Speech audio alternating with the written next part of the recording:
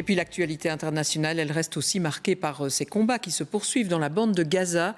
La ville de Khan Younes est l'une des cibles de l'armée israélienne. Elle y mène une bataille intensive. Alors les habitants quittent la zone en emportant ce qu'ils peuvent. Images montées par Bertrand Menu et commentées par Pascal Bustamante. L'armée israélienne se concentre sur la ville de Khan Younis et ses abords. Les opérations ont lieu en surface et dans les tunnels. D'après Tsahal, ceux-ci renfermaient des installations militaires du Hamas. L'armée a sommé la population de quitter les lieux. Dès le début de l'attaque, nous avons ouvert des couloirs humanitaires afin de permettre aux habitants de quitter la zone de combat et d'empêcher le Hamas de les utiliser comme boucliers humains.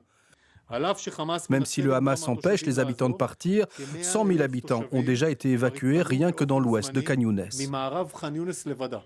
Les colonnes de civils s'étirent entre les ruines. Les habitants ont quitté leur refuge déjà précaire pour prendre la direction de la frontière sud de la bande de Gaza, les alentours du poste de Rafah.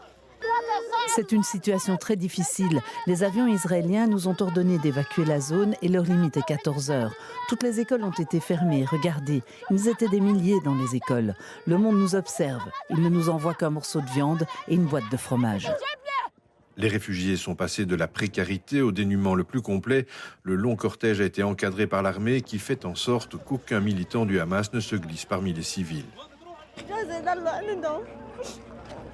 Mon mari est resté avec l'armée israélienne. Ils nous ont arrêtés et ont laissé passer les femmes et les enfants. Ils ont gardé quelques hommes.